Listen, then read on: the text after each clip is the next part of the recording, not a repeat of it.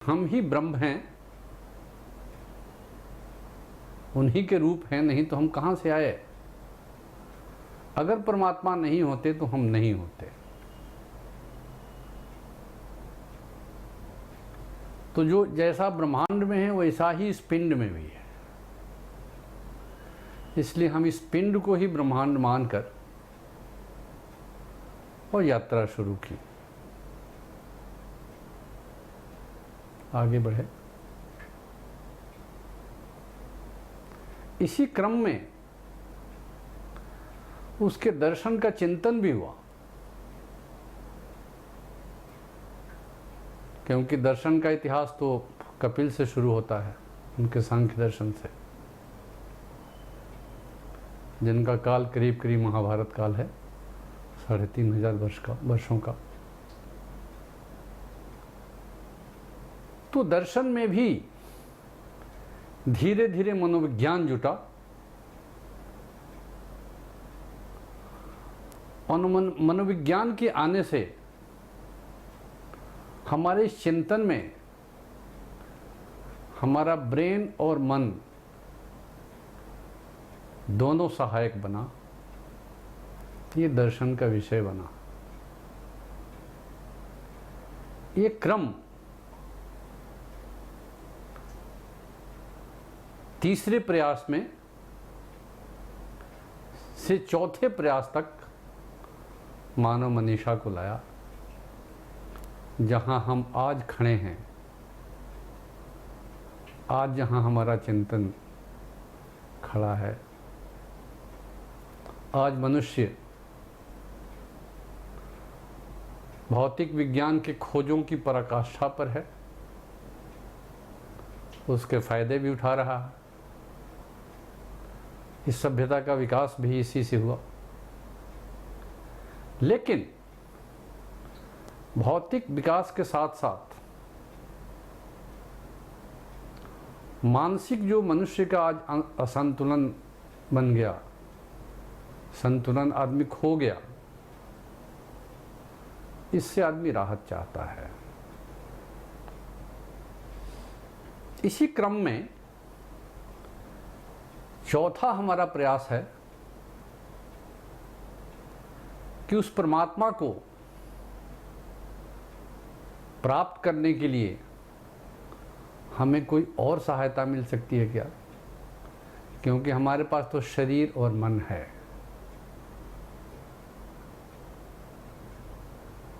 तो शरीर के मस्कुलर सिस्टम से, मांसपेशियों से काम लेते हैं तो फिजिकल काम करते हैं, नर्वस सिस्टम से और ब्रेन से काम करते हैं तो इंटेलेक्चुअल वर्क करते हैं,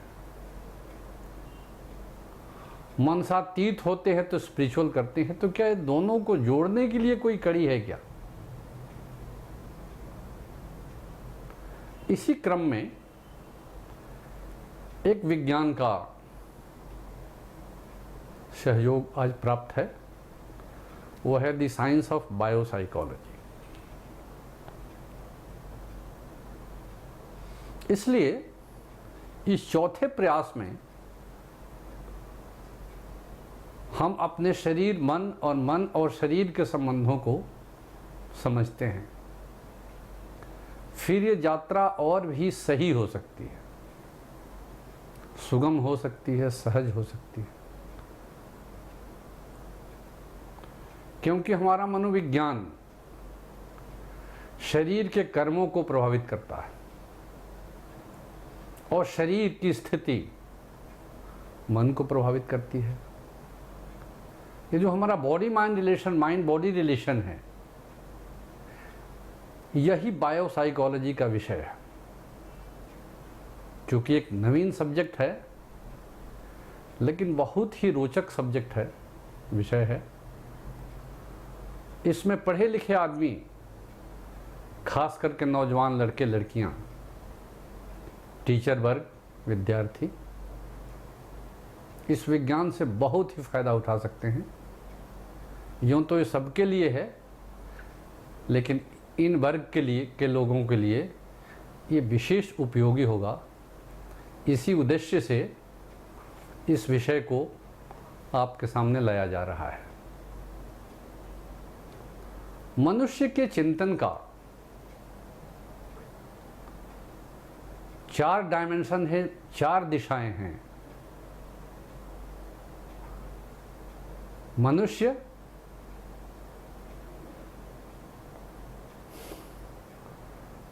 फिजिको साइकिक तरीके से काम करता है, साइको फिजिकल तरीके से काम करता है, साइको स्पिरिचुअल तरीके से काम करता है, स्पिरिचुअल साइकिक तरीके से काम करता है, और पूर्ण रूप से स्पिरिचुअल तरीके से काम कर सकता है। मन की ये डायमेंशन है। अगर इन सबको और इन सब की अगर हम एक कड़ी जोड़ सकें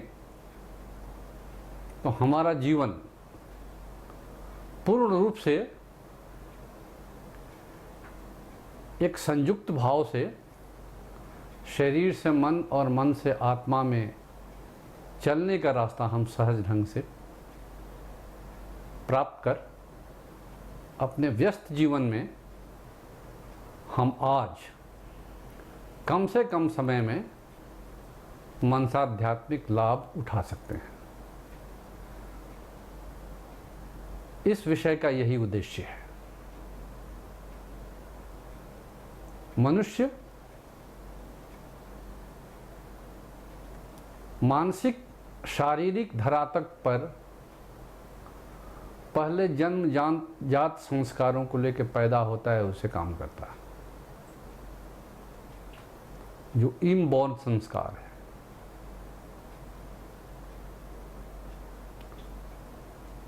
व्यवहारिक तौर पर आदमी जीव इंस्टिंक्टिव है, वृत्तियों से चलता है। भूख लगी तो खाता है, नींद लगी तो सोता है,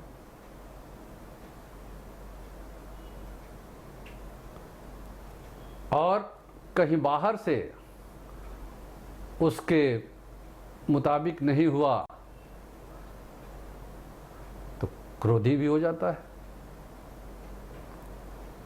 और जो शक्ति उसके अंदर में प्रजनन की है उसे वंश वर्धन भी करता है। तो आहार निद्रा भय मैथुनश्च सामान्य एतत् पशुभिः नराणाम धर्मो हितेषाम मधिको विशेषो धर्मे नहीं न पशुभिः समः। पशु और मनुष्य दोनों में जन्मजात ये 4 संस्कार हैं, जिसको जो दोनों में करीब करीब एक ही प्रकार का है, लेकिन फिर भी मनुष्य और पशु में अंतर है। लेकिन इसके कहने के पहले एक बात मैं कहना चाहूं कि मनुष्य और पशु में तो प्रधान भेद है, पशु में सोचने की शक्ति नहीं है, विवेक नहीं है। बुद्धि विकसित जीवों में है, लेकिन विवेक नहीं है, अच्छे और बुरे का उसमें इल्म नहीं है, ख्याल नहीं है। इसलिए अगर पशु अपनी शक्तियों का दुरुपयोग किया या पूरा उपयोग नहीं किया उसका, तो पशु दोषी नहीं ठहराया जा सकता। इसलिए कहते हैं कि पशु के कर्म से संस्कार नहीं बनते, क्योंकि दुख सुख का भोग वो भोग करके चुप हो जाता, मनुष्य उसको याद करता, क्योंकि परमात्मा ने उसमें अनंत शक्ति दी है।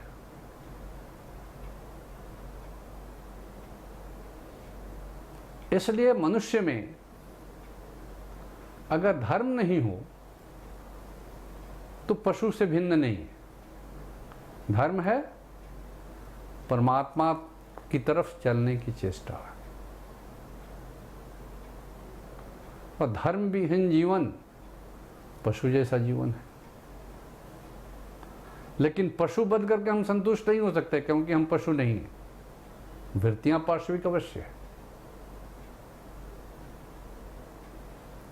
इसलिए जो जन्मजात संस्कार हमारा है जन्म लेते ही मनुष्य के जीवन में दूसरे प्रकार के परिवर्तन शुरू होते हैं, पशु के बच्चे के जीवन में दूसरा, रेप्टाइल्स हैं, बर्ड्स हैं, उसके जीवन में दूसरा। जन्म लेते ही कुछ समय के बाद ही मानव शिशु बाहरी वातावरण के संपर्क में आकर, धरती के संपर्क में आकर के उसके जो इनबॉर्न संस्कार हैं वो काम करने शुरू कर देते हैं। क्योंकि मातृगर्भ में बच्चा श्वास अपने से नहीं ले सकता, माँ के सिस्टम से वो काम करता है। लेकिन मातृगर्भ से बाहर होते ही बच्चा, जैसे ही उसका श्वास प्रश्वास का क्रम शुरू हो जाता है, बच्चा का इंस्टिंक्ट काम करना शुरू कर देता है। ठंड लगने से बच्चा सुसु कर देता है, भूख लगने पर रोता है और माँ का संपर्क अनुभव करने लगता है। माँ की गोद में पहुंच करके बच्चा चुप हो जाता है। माँ की आवाज़ सुन करके बच्चा अंदर से खुश हो जाता है, सोचता है कि अब हमको दूध मिलेगा। उसका इंस्टिंक्ट काम करना शुरू कर देता। यहीं से जीवन का विकास हो गया। अब शरीर और मन दोनों का संपर्क उसके विकास में सहायक हो जाता है। पशुओं के बच्चे कई दिन के बाद उनका इंस्टिंक्ट काम करता है। रेप्टाइल्स और बर्ड्स का कुछ घंटों बाद। इस प्रकार से हमारा इनबॉर्न संस्कार अलग अलग ढंग से काम करता है। इसके लिए इसको लेकर हम धीरे धीरे विकास के पथ पर आगे बढ़ते हैं। जो जड़ जीवन है उसमें इंस्टिंक्ट तो नहीं है, उसका विकास नहीं हुआ है, लेकिन उसमें भी अंदर क्रिया होती है। पत्थर है, ईंट है, लोहा है, अन्य धातु हैं। इनके अंदर जो इंटर एटमिक स्पेस है, इंटर मॉलिक्यूलर स्पेस है, जिनके बीच में विकास और संकुचन होते रहता है। इस प्रकार से उनके अंदर भी एक्शन रिएक्शन हो रहा।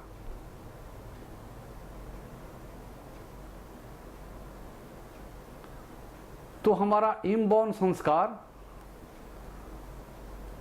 हमको दुनिया के साथ संबंध कराता है और हम प्रगति के पथ पर धीरे धीरे धीरे धीरे अग्रगति को प्राप्त करते हैं। दूसरा, हमारा जन्म लेने के बाद आदमी धीरे धीरे धीरे धीरे बढ़ने लगता है और वो इनबॉर्न संस्कार नहीं है, जन्मजात संस्कार नहीं है, लेकिन धीरे धीरे हम उस पर विकसित होते, हमारे अंदर में परिवर्तन होता है। वो परिवर्तन क्या है कि गर्म देशों में 4-5 साल की उम्र में और ठंडे मुल्कों में करीब करीब 6 साल या इससे थोड़ा बाद में बच्चों के चमड़े में परिवर्तन आता है, स्किन में, और चमड़ा धीरे धीरे धीरे धीरे मोटा होने लगता है। इससे क्या परिवर्तन होता है कि बच्चे को अपने और पराये का बोध शुरू हो जाता है। विकास हुआ, ये मेरा भाई है, मेरी बहन है, ये मेरे अपने लोग हैं। उनके प्रति उस बच्चे में भावना जगनी शुरू हो जाती है। जब तक ये परिवर्तन उसमें नहीं आया तब तक उसके मन में इस प्रकार की भावना आई नहीं कि मेरी बहन है, मेरा भाई है।